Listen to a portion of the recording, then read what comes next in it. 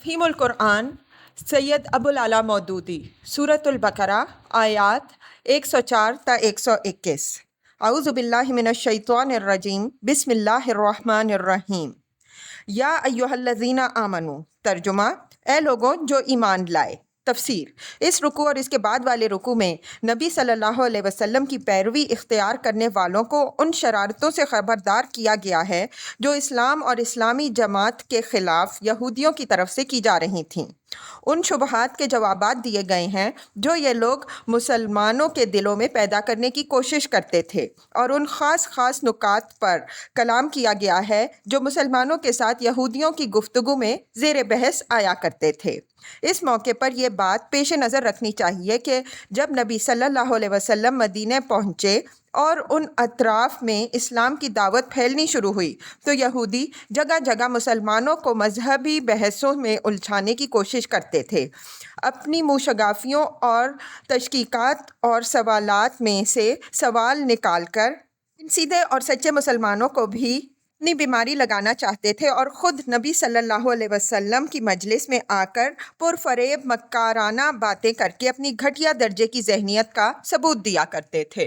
لا تقولوا رائنا وقولوا انظرنا واسمعوا، ترجمہ رائنا نہ کہو بلکہ انظرنا کہو اور توجہ سے بات سنو۔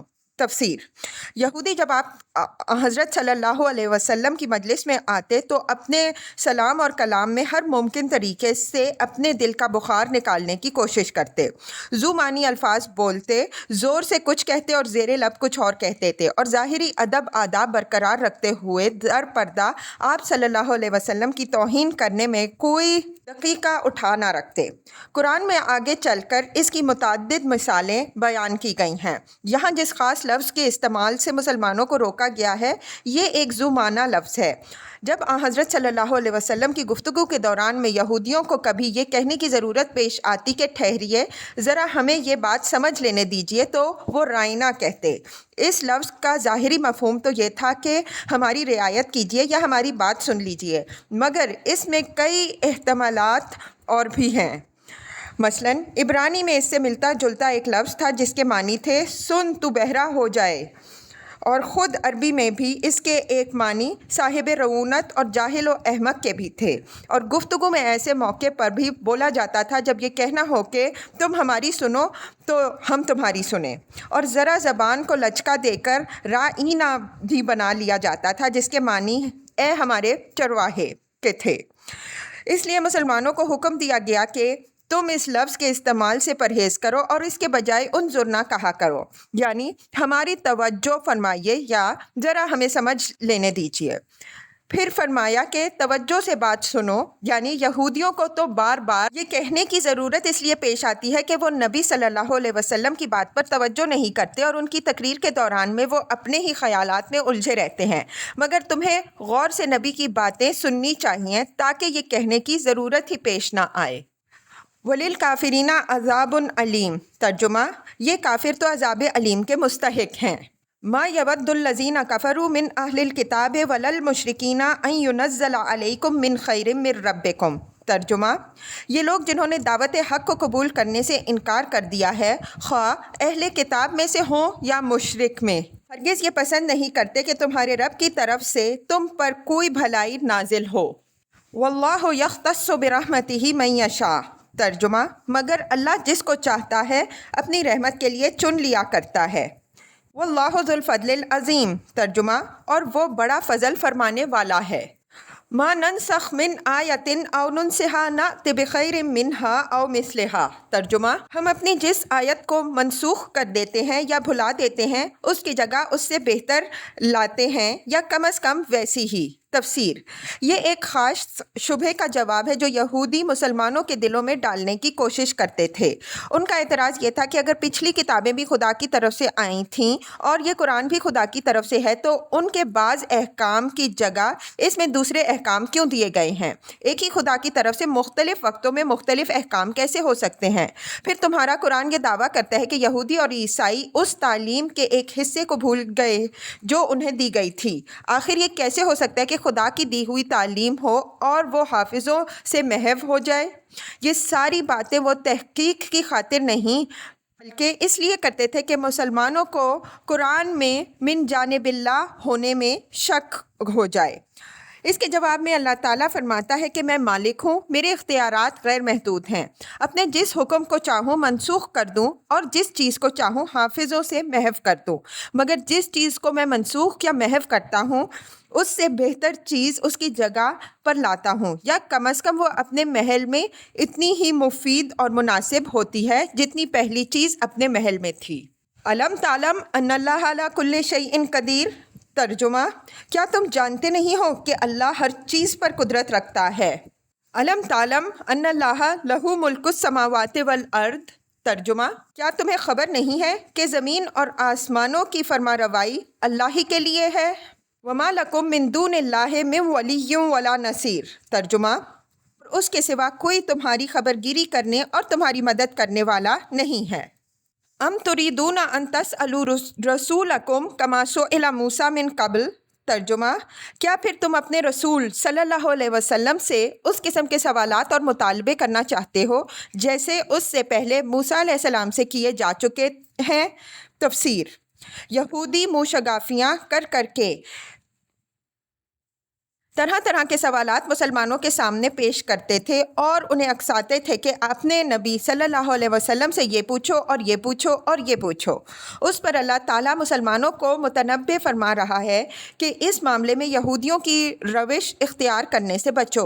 اسی چیز پر نبی صلی اللہ علیہ وسلم خود بھی مسلمانوں کو بار بار متنبہ فرمایا کرتے تھے کہ کیلا وکال سے اور بال کی کھال نکالنے سے پچھلی امتیں تباہ ہو چکی ہیں، تم اس سے پرہیز کرو۔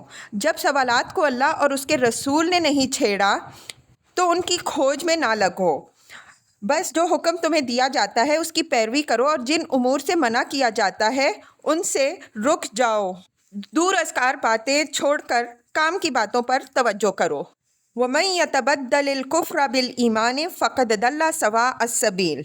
ترجمہ: حالانکہ جس شخص نے ایمان کی روش کو کفر کی روش سے بدل لیا وہ راہ راست سے بھٹک گیا۔ وَدَّ كَثِيرٌ مِّنْ أَهْلِ الْكِتَابِ لَوْ يَرُدُّوكُم مِّن بَعْدِ إِيمَانِكُمْ كُفَّارًا۔ ترجمہ: اہل کتاب میں سے اکثر لوگ یہ چاہتے ہیں کہ کسی طرح تمہیں ایمان سے پھیر کر پھر کفر کی طرف پلٹا لے جائیں۔ حَسَدًا مِّنْ عِندِ أَنفُسِهِم مِّن بَعْدِ مَا تَبَيَّنَ لَهُمُ الْحَقُّ۔ ترجمہ: اگرچہ حق ان پر ظاہر ہو چکا ہے مگر اپنے نفس کے حسد کی بنا پر تمہارے لیے ان کی یہ خواہش ہے۔ فَاعْفُوا وَاصْفَحُوا۔ ترجمہ: اس کے جواب میں تم عفو درگزر سے کام لو۔ تفسیر: یعنی ان کے عناد اور حسد کو دیکھ کر مشتعل نہ ہو، اپنا توازن نہ کھو بیٹھو، ان سے بحثیں اور مناظرے کرنے اور جھگڑے میں اپنے قیمتی وقت اور اپنے وقار کو ضائع نہ کرو، صبر کے ساتھ دیکھتے رہو کہ اللہ کیا کرتا ہے۔ فضولیات میں اپنی قوتیں صرف کرنے کے بجائے خدا کے ذکر اور بھلائی کے کاموں میں انہیں صرف کرو کہ یہ خدا کے ہاں کام آنے والی چیز ہے، نہ کہ وہ۔ حتیٰ یأتی اللہ بأمری۔ ترجمہ: یہاں تک کہ اللہ خود ہی اپنا فیصلہ نافذ کر دے۔ ان اللہ علی کل شیء قدیر۔ ترجمہ: مطمئن رہو کہ اللہ تعالیٰ ہر چیز پر قدرت رکھتا ہے۔ وَأَقِیمُوا الصَّلَاةَ وَآتُوا الزَّکَاةَ۔ ترجمہ: نماز قائم کرو اور زکوٰۃ دو۔ وَمَا تُقَدِّمُوا لِأَنفُسِکُم مِّن خَیْرٍ تَجِدُوهُ عِندَ اللَّہِ۔ ترجمہ: تم اپنی عاقبت کے لیے جو بھلائی کما کر آگے بھیجو گے اللہ کے ہاں اسے موجود پاؤ گے۔ ان اللہ بما تعملون بصیر۔ ترجمہ: جو کچھ تم کرتے ہو وہ سب اللہ کی نظر میں ہے۔ وقالوا لن يدخل الجنة الا من كان هودا او نصارى۔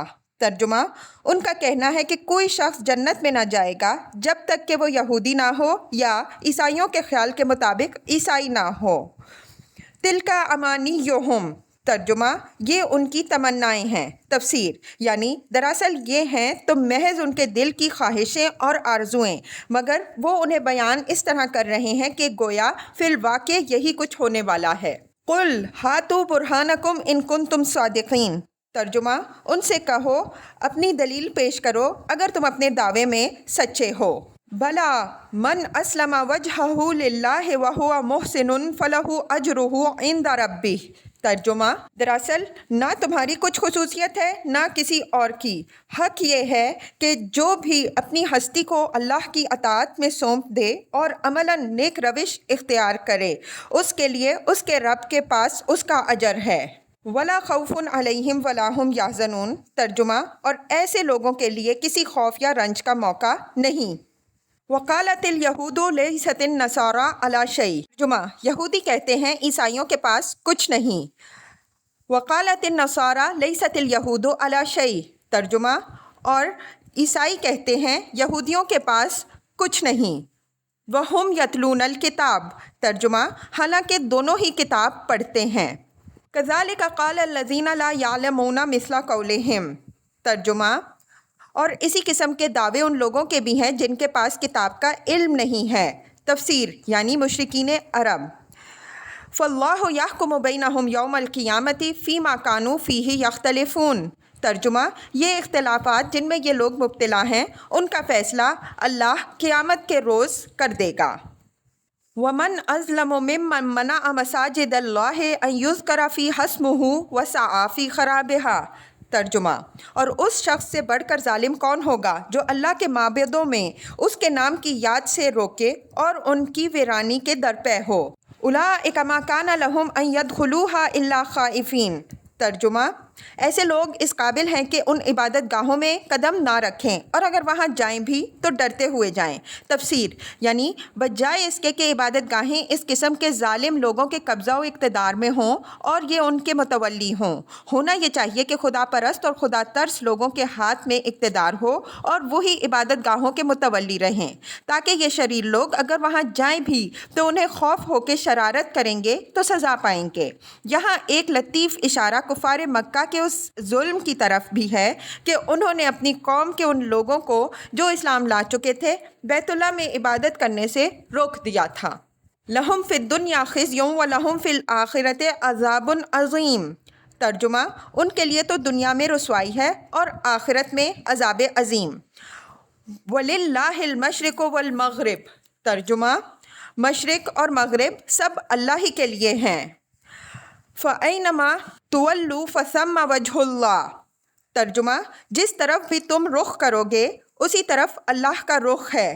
تفسیر یعنی اللہ نہ شرقی ہے نہ غربی، وہ تمام سمتوں اور مقاموں کا مالک ہے، مگر خود کسی سمت یا کسی مقام میں مقید نہیں ہے، لہٰذا اس کی عبادت کے لیے کسی سمت یا کسی مقام کو مقرر کرنے کے یہ معنی نہیں ہے کہ اللہ وہاں یا اس طرف رہتا ہے، اور نہ یہ کوئی جھگڑنے اور بحث کرنے کے قابل بات ہے کہ پہلے تم وہاں یا اس طرف عبادت کرتے تھے، اب تم نے اس جگہ یا سمت کو کیوں بدل دیا۔